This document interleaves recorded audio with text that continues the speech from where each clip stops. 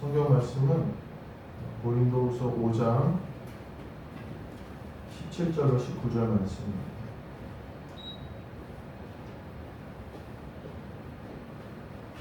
고린도후서 5장 17절로 19절 말씀, 신약성경 제가 가지고 있는 성경으로 291페이지입니다.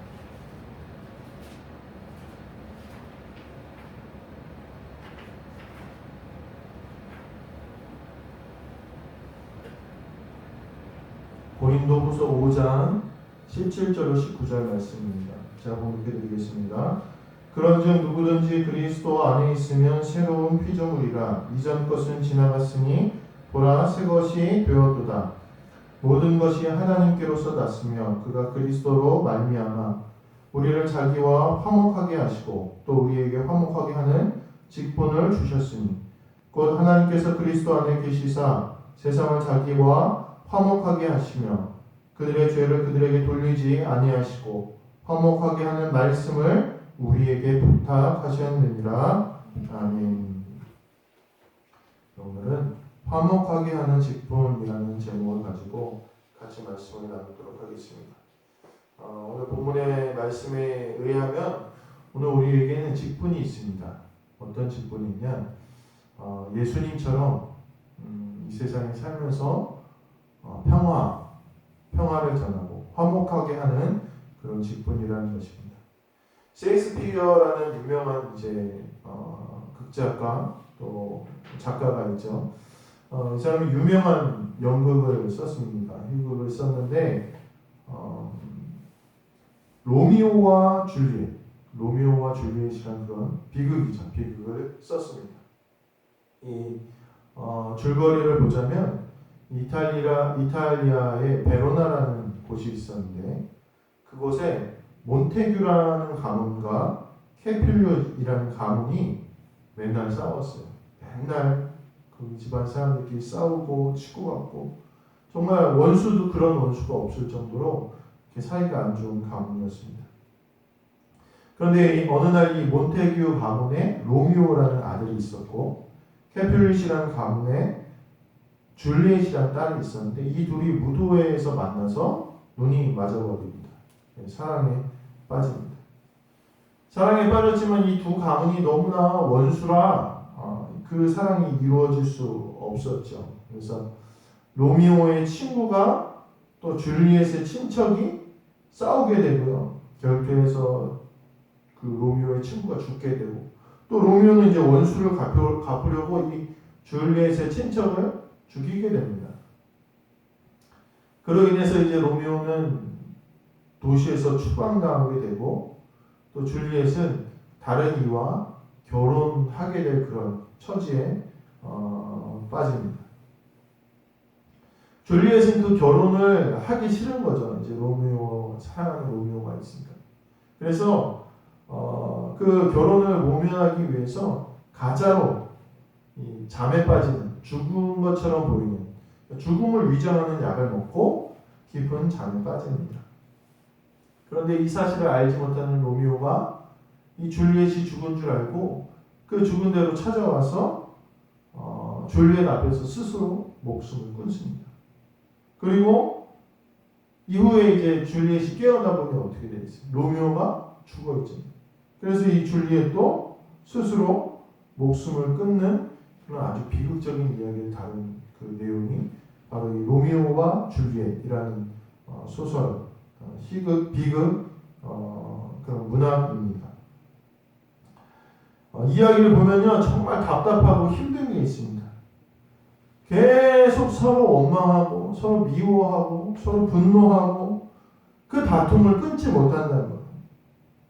누군가 그것을 끊고 누군가 그것을 용서하면은 이 사랑이 이루어지고 해피엔딩이 될 것 같은데 그게 없는 거예요. 용서하고 사랑하는 그 노력이 없으니까 결국에는 다 죽는 거예요. 다 죽는 그런 비극으로 끝나게 되는 것이 너무나 안타깝습니다. 다른 일을 향한 미운 마음, 억울한 마음, 원통한 마음, 또 괘씸한 마음 이런 마음들이 있습니다. 사실 이것은 우리가 하나님의 새로운 피조물 거듭나기 전에의 우리의 마음입니다. 마치 아벨을 죽일 정도로 미워했던 가인의 마음, 뭔가 원수를 갚고 내 미운 마음을 풀고자 하는 그런 마음, 이 마음은 죄에 물들어 있는 그 육신에 따라 사는 그런 마음입니다. 그런데 오늘 본문에는요, 사도 바울이 이 육신을 따라 살지 말고 영을 따라 새로운 피조물로 살아가라고 이야기하고 있다는 것입니다. 즉, 이 화목해하는 직분이라는 것은요, 예수님께서 우리의 죄의 쇠사슬을 끊어주시고 멸망당할 수밖에 없는 우리를 구원하시고, 그리고 예수님을 믿는 우리와 다르게 아직도 멸망으로 죄를 짓고 살아간 자들을 위하여 예수님처럼 우리 자신을 내어 놓으라는 것입니다. 하나님께서는 그러한 우리에게 화목하게 하는 직분을 주셨고, 이 직분은 다시 오실 예수님을 닮아가는 그런 역할, 직분의 모습이라는 것입니다. 그리고 예수님의 사랑으로 생명을 구원한 우리가 당연히 살아가야 될 모습이라는 것입니다. 그러므로 이 화목하게 하는 직분을 감당하며 살아가시는 우리 남교교회 성도님들 되시길 바랍니다. 그러면 화목하게 하는 직분은 무엇이겠습니까? 19절에 보니까 이렇게 이야기하고 있습니다. 곧 하나님께서 그리스도 안에 계시사 세상을 자기와 화목하게 하시고 그들의 죄를 그들에게 돌리지 아니하시고 화목하게 하는 말씀을 우리에게 부탁하셨느니라. 첫 번째가 세상과 화목하게 하고, 두 번째가 죄를 돌리지 않고, 세 번째가 화목하게 하는 말씀을 주는 것. 이것이 바로 화목하게 하는 직분이라는 것입니다. 그럼 첫 번째, 우리는 세상과 화목해야 된다. 우리가 화목하게 하는 직분은 뭐라고요? 세상과 화목하는 것. 그것이 우리의 직분이라는 것입니다. 우리 믿는 사람들은요, 세상과 다투는 게 아니에요. 세상은 우리가 대적하고 싸워야 될 대상이 아니라는 거예요. 놀랍지 않습니까? 세상과 화평하는 사람이어야 된다. 우리가 잘못 생각하면요, 우리가 세상과 싸우는 줄로 생각하고 있어요. 우리 영적 전투라고 그러죠. 근데 그게 아니라는 거예요. 중세시대 때 십자군 전쟁이 있었는데 약 200여 년 동안 8차례에 걸쳐서 예루살렘으로 가서 이슬람을 믿는 사람들과 전쟁을 일으킨 것, 그것이 십자군 전쟁입니다. 그 당시에 크리스찬들은요, 정말 무기를 들고 이슬람과 싸우면요, 그들을 이길 것이라고 생각했어요. 싸우면 복음이 전파될 것이라고 생각했어요. 그러나 사실 그렇지 않았죠. 오히려 그 싸움으로 인해서 더 큰 상처와 후회만 남게 되었습니다. 성경은요, 에베소서 6장 12절에 보면 우리의 싸움은 혈과 육의 싸움이 아니라 세상 권세 잡은 악한 영의 세력과의 싸움이라고 이야기하고 있어요. 즉, 우리가 싸우는 대상은요, 세상 사람들과 싸우는 게 아니에요. 누구랑 싸우는 겁니까? 원수, 사단, 마귀와 싸우는 거예요. 그들과 싸울 때 육체적으로 뭔가 감정적으로, 관계적으로 싸우는 게 아니라는 거예요. 영적인 싸움이라는 거예요. 그럼 우리는 세상과 싸우는 존재가 아니라 세상을 변화시키는 존재. 세상을 향해서 사랑을 베풀고 그들을 긍휼히 여기는 그런 직분을 받은 사람임을 오늘 우리 깨달아야 돼요. 이소부화에 보면은 햇님과 바람의 그런 대결이라는 내용이 나옵니다. 어느 날 햇님과 바람이 싸우기 시작했어요. 뭐라고 싸웠냐면 누가 더 강하냐, 이걸 놓고 싸우기 시작한 거예요. 그래서 말다툼을 하다가 나그네가 이렇게 지나가고 있으니 둘이 내기를 한 거예요. 야, 우리 저 나그네의 옷을 벗기는 사람이, 외투를 벗기는 사람이 더 강한 것으로 하자. 이렇게 내기를 한 거죠. 바람이 먼저 시작했어요. 바람이 아주 강한 힘으로 이 나그네에게 막 불어제꼈는데 이 나그네가 옷을 벗기는커녕 오히려 옷을 이렇게 움츠러들고 옷을 더 안 벗는 거예요. 아무리 해도 안 되는 거예요. 그러니까 햇님이 나섰어요. 야, 바람아 나와봐. 내가 해볼게. 그리고 햇님이요, 따뜻한 햇살을 계속해서 이 나그네에게 비치자 나그네가 결국 땀을 펄펄 흘리면서 그 옷을 벗고 말았다는 그런 이야기입니다. 오늘 우리는요, 세상과 대적하려고 하고 싸우고 그들 뭔가 이기려고 하면요, 세상은요, 결국 점점 더 복음과 교회와 성도를 향해서 마음이 닫혀버린다는 거예요. 요즘 보십시오. 요즘 정말 안타깝지만 점점 세상이 교회를 향해서 복음을 향해서 문이 막 닫혀간다는 게 저는 느껴집니다. 우리가 뭔가 그들과 대적하고 육체적으로 그들을 싸우고 법적으로 뭔가 대비하고 이렇게 하려고 하고 싸우려고 하니까 자꾸 감정의 골이 깊어지게 된다는 것입니다. 더 다투고 더 싸우면요, 결국은 이 복음의 길로부터 멀어지게 되어 있습니다. 예수님이 이 땅에 오셔서 그의 제자들 중에 몇 명은 예수님이 정말 싸워서 왕을 차지할 줄 아셨어요. 그래서 열실다원이었던 가룟유다 같은 사람은 정말 예수님이 그렇게 왕이 되실 줄 알고 자기는 좋은 자리를 차지할 줄 알았죠. 근데 예수님이 이 세상에 오셔서 그 기존의 백성들, 기존의 그런 종교 지도자들과 싸우신 게 아니라 오히려 불쌍히 여기시고 병을 고치시고 위로하시고 사랑을 베풀어 주셨다는 것입니다. 그러므로 오늘 우리가 화목하는 직분을 생각할 때 우리는 세상과 싸우는 존재가 아니라 세상을 사랑하는 존재임을 깨닫게 되시길 간절히 소망합니다. 우리의 선조 신앙인들만 봐도 그렇지 않습니까? 세상이 미워하고 세상이 박해하고 힘들게 해도 대적하지 않았어요. 오히려 사랑을 베풀고 그들을 불쌍히 여기고 안아줄 때에 세상의 마음이 열리고 복음이 들어간다는 것입니다. 그러면 우리의 화목하게 하는 직분의 처음은 세상을 사랑하시기를 주님의 이름으로 간절히 축원합니다. 사랑하고 화목할 때 그리스도의 승리를 누리게 될 줄로 믿습니다. 두 번째로 오늘 성경이 이야기하는 이 화목하게 하는 직분은 뭐냐? 죄를 되갚지 말라, 이렇게 성경은 이야기하고 있습니다. 죄를 되갚지 않는다.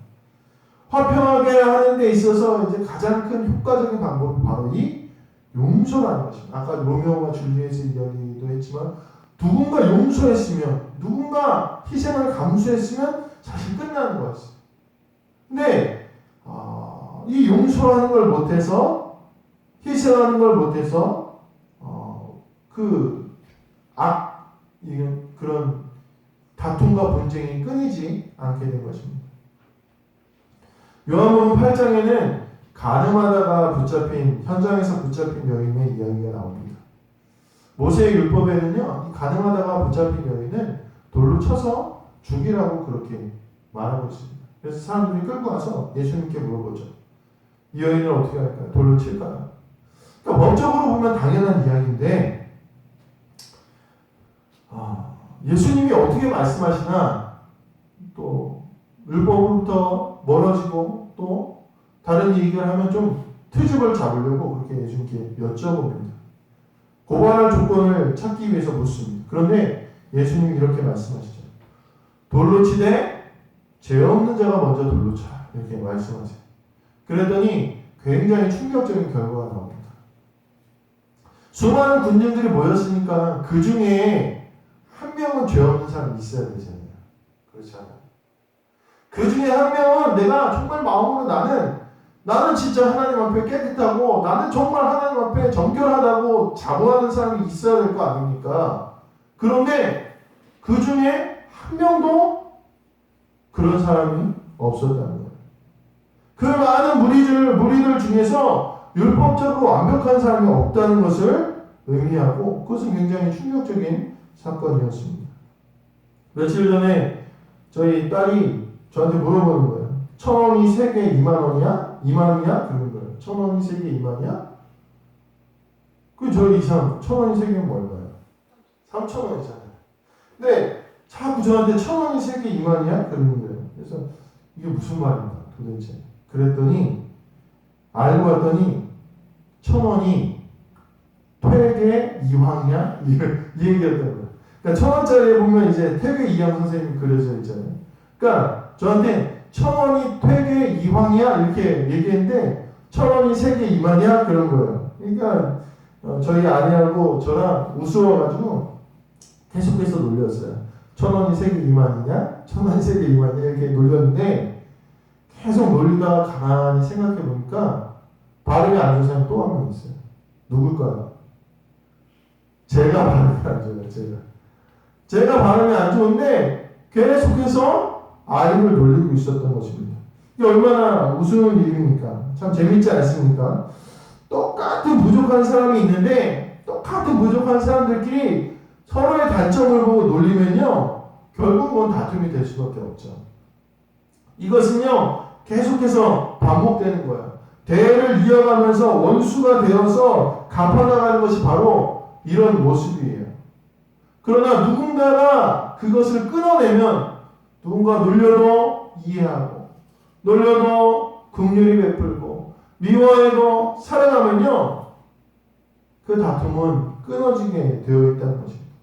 우리는 다 부족한 사람들뿐이 없습니다. 오늘 아까 요한복음 8장의 말씀처럼 우리도 그 수많은 무리들 중에서 똑같이 죄를 짓고 있는 사람들인데 서로의 약점과 부족한 면을 가지고 싸우기 시작하면요 그것은 끊임없는 분쟁이 될 수밖에 없다는 것입니다. 그러나 그 순간 누군가 한 명이 사랑하고 누군가 한 명이 위로하고 누군가 한 명이 긍휼을 베풀면 그 다툼은 끊어지게 되고 사랑하게 되고 그것이 바로 화목이라는 것입니다.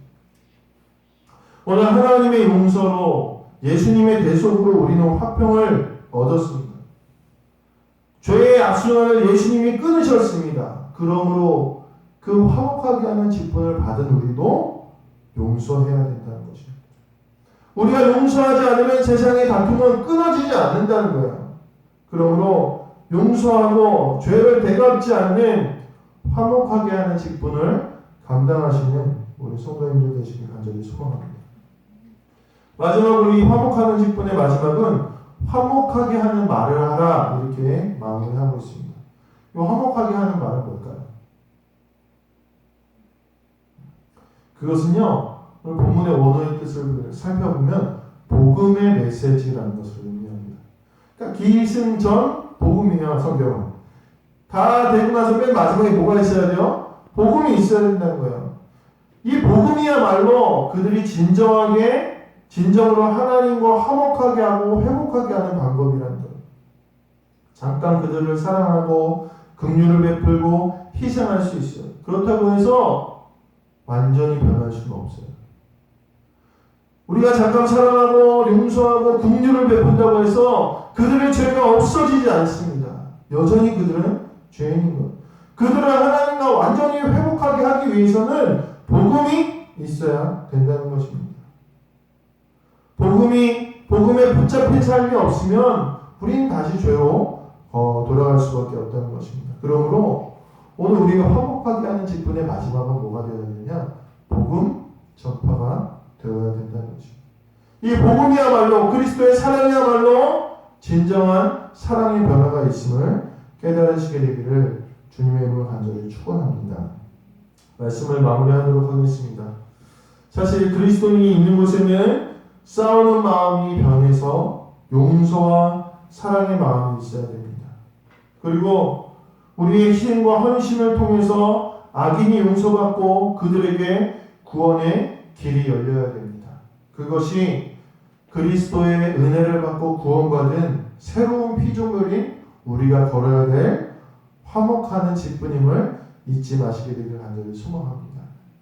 그런데 이 쉽지만은 않습니다. 계속해서 우리도 역시 예전의 모습이 돌아오죠. 저희도 아이들 키우면 알다시피 내가 오늘은 얘 혼내지 말아야지. 오늘은 얘 사랑해줘야지 해도요. 그게 얼마 못 갑니다. 같이 화를 내게 되고 좀 원통하고 괘씸한 마음이 됩니다. 그럼 어떻게 해야 되겠습니까? 계속 교육하면 될까요? 교육은 마음까지 변화시키지 못합니다. 교육은 행동을 가능하게 할지도 몰라도 자발적인 마음을 주지 못합니다. 그러면 오늘 우리가 화목하게 하는 직분을 잘 감당하기 위해서 그런 마음이 있기 위해서 어떻게 되느냐? 오늘 그 답을 17절에서 이야기하고 있습니다. 그런즉 누구든지 그리스도 안에 있으면 새로운 피조물이라. 누구 안에 있으면요? 그리스도 안에 있으면. 또 어떻게 되어 있습니까? 19절은 하나님께서 그리스도 안에 계시사 이렇게 얘기하고 있어요. 즉 우리 마음에 하나님, 성령님, 주님과 동행할 때 오늘 우리가 이 화목하게 하는 직분을 감당할 수 있다는 것입니다. 우리 안에 예수 그리스도 늘 충만할 때, 성령님이 충만할 때 우리는 이 화목하게 하는 직분으로서 세상의 억울함과 원통함과 부정함과 다툼을 끊어낼 수 있게 된다는 것입니다. 그러므로 이 화목하게 하는 직분을 위해서 주님과 늘 동행하시게 되기를 간절히 소망합니다. 우리가 하나님과 화목하게 됩니다. 화목하는 직분을 감당하면 하나님과 화목하게 되고 하나님과의 관계에서 꺼리는 것이 없게 되고 예수님을 닮게 됩니다. 왜냐하면 예수님의 본질이 바로 이 화목하게 하는 직분의 이기 때문입니다. 그러므로 우리 사랑하는 모든 성도님들, 우리 예수님, 성령님을 늘 마음에 모시고 간구해서 주님을 닮은 새로운 피조물로서 오늘도 어느 곳에 가시든지 누구를 만나시든지 우리가 화목하게 하는 사람을 깨닫고 평화를 주시고 사랑을 주시고 용서를 주시고 마지막으로 복음을 전하시는 모든 성도님들 되시기를 주님의 이름으로 간절히 축원합니다. 기도하시겠습니다. 하나님, 우리에게 새로운 피조물이라고 너희를 구원했으니 이제 화목해 하는 직분을 감당하라고 우리에게 부탁하고 계심을 오늘 말씀을 통해서 깨닫습니다. 오늘 주님, 우리가 이 직분을 감당하게 허락하여 주시옵소서. 우리 마음 깊이 우리와 동행하여 주셔서 용서하게 하시고 평화를 전하게 하시고 사랑을 전하게 하시고 복음을 전할 수 있는 그 주님의 은혜에 동참하여 따라갈 수 있는 주님과 화평하는 저희들에게 인도하여 주시옵소서. 감사드리며 우리 주 예수 그리스도의 이름으로 기도드렸습니다. 아멘.